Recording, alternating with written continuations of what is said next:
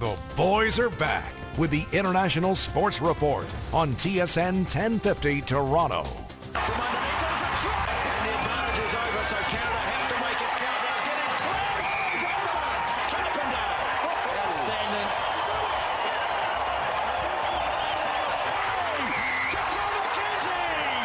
Canada in front.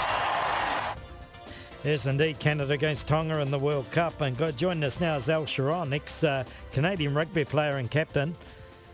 Most likely the best forward Canada have ever said, and I'm going to say that anyway. And he was in 3 World Cups in 1991, 95 and 99, and played for the Barbarians many times, 6 times in fact. And of course the Barbarians taking on England today in Twickenham. Joining us now from Ottawa, Charron. How are you? Very good, very good. Glad to be here. What have you been doing with yourself? You know, watching a bit of rugby, looking after the wife. You can tell our listeners. Well, losing my hair, gaining extra weight, getting out of shape. What do you mean getting out of shape? You've always been in shape. Well, not now, I'm afraid. I knew you were losing a bit of hair, but ain't we all? Yeah, well, no, time hasn't been good for me.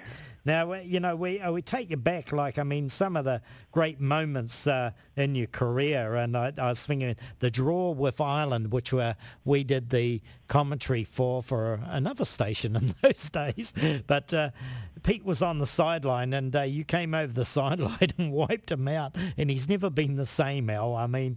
I don't think that was that game, Lindsay. Oh, wasn't it? Was it the Scotland game, was it? Yeah, it might have been the Scotland game, okay. Yeah, because it wasn't Ireland, It was so many years ago. Yeah. But that was the win that Canada had over Scotland. Scotland out in BC, that was a nice win. Anytime that Canada can beat an international side of that caliber, it's always a significant one for the boys playing, and certainly goes down in history. So I'm very proud to be a part of that. Well, Al, they say you can get concussion in your head, obviously. Yeah. But I think I got concussion in my knee and leg, and it's still there. But we got to give you this piece of music.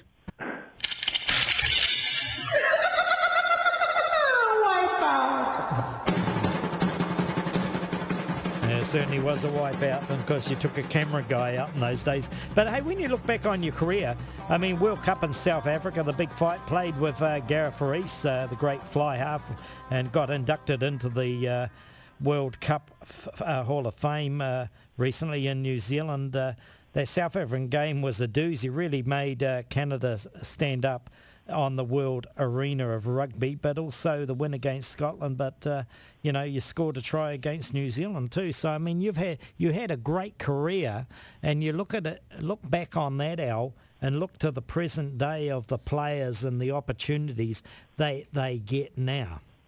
Well, I certainly am proud of my career. I'm proud of the teams I played with. I think right now, the direction that Rugby Canada is going is unbelievable. The players that are playing now are certainly, I don't think I necessarily could compete with them. They're fitter, faster, stronger, very focused. They certainly have the resources behind them with Rugby Canada. And just the sport of rugby is going in the right direction, not only around the world, but certainly here in Canada. And that shows itself both in our men's program and our women's program. Yeah, and you had some opportunities to play club rugby in the UK, but you look at the present players from Canada playing in Europe and the UK, and they're earning pretty good money, aren't they? Well, they are, and I certainly couldn't complain with the money that I made, even though professional rugby was in its infancy, but it was all right, and certainly, it's depending on the position you play in the football and CFL, certainly the money you can make in rugby overseas is probably just is on par. Again, that depends on, I suppose, on your position, but certainly there's teammates of mine and certainly guys on the national team right now that are making a good living from playing rugby and, obviously enjoying the sport that they've chosen, and to make a living off it is fantastic. It certainly is for me, and I know that I can speak for the other players that were part of the amateur era. When rugby went professional, it was, icing on the cake. We didn't get into rugby to make money. We certainly got into rugby because we enjoyed the sport and tried to play at the highest level at that point. Certainly was playing on your national team. And to this day, even though I'm proud to have played professional rugby, my proudest moments is certainly to represent my country. Yeah, indeed. When you look back, any funny moments that you could share with us? Funny moments in professional rugby? Yeah. Well, no, I think I was the poster child for bad stories. And the first two clubs I joined went into receivership, so That's I no good. think every other club was like, let's not sign that guy. So. But I mean, I remember watching you play and doing a few broadcasts, and I tell you what, I take my hat off to you. When you had that ball and running from the base of the scrum, my word, it was hard to bring you down. But let's get the present moment. We've got a big series coming up, and the first one's on June the 9th up your way near Ottawa. It's in Kingston. It's the anniversary of Kingston of the I think the 1810 war or something like that. The War of 1812, yeah, the 200th anniversary, yeah.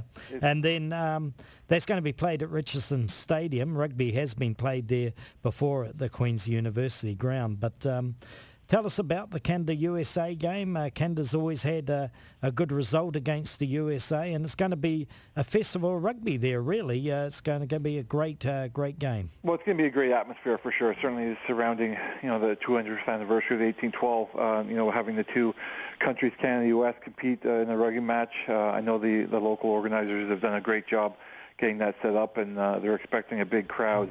Obviously Canada, U.S. are our closest rivals in rugby, and obviously our neighbors. So it's always an intense match. The United States have usually generally a pretty big team, very athletic, and Canada always has to be on top of its game to beat them. So. We always look to win every time we play a test, but it's always obviously sweeter to beat the U.S. in any sport, and certainly in the case of rugby, that's the key point right now for our national team members. Al, I want to come back to the national side here. I mean, there's a lot of good youngsters coming in. Any particular youngster that really has caught your eye? Well, to be perfectly honest, I haven't seen many of the players play since the World Cup, and then, there's certainly guys coming through. A lot of the World Cup players will be playing in the games both against Georgia, Italy, and the States. The guy that really hasn't had a real shot at the national team, he's been on the fringe. He was certainly on the World Cup squad, but didn't see any playing time, is Taylor Paris, and he's a guy that everyone's speaking about, and certainly Gareth Rees, being the manager of the national team, speaks highly of him. And there's just so many good players that are coming up through the ranks right now that both on the women's side and the men's side, Rugby Canada can be very proud of the programs they've put in place. Their youth programs, and they're coming through the forefront, so they don't have old buggers like me hanging around for as long as I did. Well, I wouldn't say that. Just say it's like a bottle of wine, isn't it? If you don't uncork it, it matures. It gets better with age. But sometimes it goes bad, though. Also. Yeah, that's only when you uncork it, buddy. Yeah. But anyway, I want to move on to the Canada-Italy game. You mentioned USA is always going to be a tough game. Now, how does this look against Italy? Well, Italy is a team that plays in the Six Nations. So I think my argument always with Canada is that we certainly can match other countries for athletes, and we certainly have a training program set up where we have guys that can match them in fitness, in strength and speed and so forth. The big difference is playing rugby at a high level, game in and game out, and I think Canada really opened up some eyes at how well we did in the World Cup by living with these countries for 80 minutes. In some cases, not necessarily getting the win, which is obviously our main goal.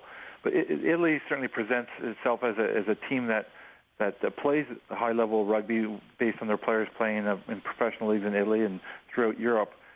And they get a chance to play high level competition rugby on a more general basis than our players.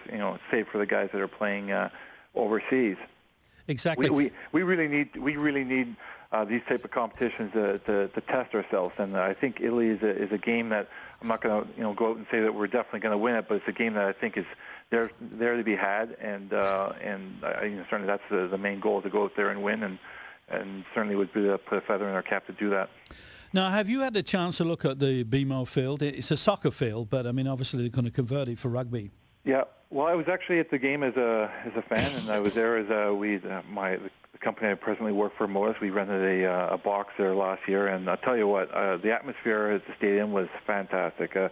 Not having the chance to play in a lot of complete, stadium set up for a professional sport or a high-level sport here in Canada. To play at a venue like BMO was fantastic. I felt like I was overseas or the European Cup game or a World Cup game when I went there. It was just the outside atmosphere was fantastic, and then the facilities itself was great. I know, having spoken to the players afterwards, they were unbelievably impressed, and certainly to win the game against the U.S. at BMO last year was great. And I think it just elevates again the sport of rugby in this country, in the fact that we're playing a stadium of this caliber, and I think it raises the profile. It also attracts sponsors, and I hope the stadium deserves. It is going to be packed. Certainly, the players from Canada deserve that honor. Well, Al, obviously the big game is Friday, June the 15th, and kickoff is 7. But I think that stadium's going to be full, BMO Field, for Canada versus Italy. I hope so. I mean, certainly the idea of playing on a Friday night. Hopefully, you get a lot of the people who work downtown to come to the game. The Italian community, obviously the rugby community. But I would say it also just Canadian sports fans in general. Even if you're not a real big fan of rugby, I think you need to come out to a stadium like this and see your national team play against another top national side, and really enjoy the experience. And hopefully, we'll attract all kinds of fans in this country to the sport of rugby. And Italy playing in the Six Nations. Let's get to the game on the hill, because you've been involved in this, and you're involved when you took out the Minister of Defence, Peter Mackay, and I tell you what, he's never forgiven you for it, and he doesn't want to play this year. He's a good man, he's a good rugby man. I got to know him well through, he's friends with Morgan. I've gotten to know him through the years. In fact, he came over to my place and we watched Game 7 of the playoffs last year in the finals. And that was, we probably talk about going out for a beer and meeting up more than we actually do it. But I always enjoy his company. He's a good man, and I felt bad when I did it, but it was the last play of the game, and my opportunity was a bit of an overlap, and I was marked in between Peter and Rod Snow, and I thought the better opportunity would be to try to take Peter with man and ball and try to deal with Rod. So Morgan, like I said, he was his friend, but he threw him a shocker of a pass, and it kind of fell forward. And I know the media reported it as if I crushed him in a tackle, but the real truth of the matter is it was a knock-on. I slid to grab the ball, and so did Peter, and my knee caught his elbow in a weird way, and unfortunately I dislocated his elbow. So you mentioned earlier I played a long time for Canada. Well, I think I'm known right now for two things in my career. One for getting knocked out against Tonga in my last game, and the other one for breaking Peter McKay's arm. Yeah, that's right. So the game on the hill is coming up, and it's a lead into the NACRA Sevens World Cup qualifier that you're going to host in Ottawa in August. Is that correct? That's correct, yes. So, anytime the national team can come to Canada, which they are here for a training camp prior to the game in Kingston, we try to take advantage of that, and the fact that we have an opportunity to play the sevens, a match on the hill, which we did, in 2009. In this case, it's going to be touch, but just to showcase the sport of rugby, the sport of sevens, again to the sporting public, the Canadian public, is a great opportunity, and we're incorporating other politicians that are going to be part of it. We have the Speaker of the House, Andrew Scheer, Minister of Sport, Paul Gossel, all kinds of other MPs like Paul Dewar, Justin Trudeau, Peter Stuffer from different provinces across this country, media, Kevin Newman from CTV, Wayne Scanlon from our local paper here in Ottawa, Terry Marcotte from the local CTV station. It's just it's a case of getting the Canadian players out there and playing with the different personalities here and showcasing the sport, and certainly to promote the tournament, like you mentioned, the NACRA tournament, which is a qualifier for the next Sevens World Cup in Russia for both our women's and our men's team. Our women's team will be playing, the U.S. won't be here, but the women's team will be there. And as you know, our women's team has done unbelievably well in the last 2 years and is ranked number 1 in the world, which is a fantastic achievement. And if rugby had been in if rugby had been in this year's Olympics, which it will be in the next one in Brazil, Canada would have gone in as heavy favorites to win a gold medal, which would have been Canada's first team sport win in many, many years. Yeah, indeed. And of course, sevens, as you mentioned, in Brazil, and of course the men's and women's doing extremely well, getting good funding for the Olympics, so that'll really boost them. And the men's are now a core team in the IRB sevens, so that'll help them a lot too. But that NACRA sevens for Ottawa is going to be extremely good there at Freedom Park. It's August 25th, August 26th. We're hoping to have a great crowd out there. Festival. And again, Yeah, Festival of Rugby. Well, our time up against it could have kept on yakking away, but we'll talk to you again soon, and look forward to seeing you, especially Canada take on Italy on June the 15th. Sounds good. Thanks, Al. Nice talking to you guys. Al Charron, the great Al Charron, my word. Didn't he really play for Canada proud? Excellent. It should be a separate medal for that anyway. The F1 Lindsay is almost finished there. It looks like Webber is going to take it there. So, whoa, Red Bull again. Coming up next, Brian Angus, Fairways Golf. For all your international sports report stories and scores, check out ISR1050.com.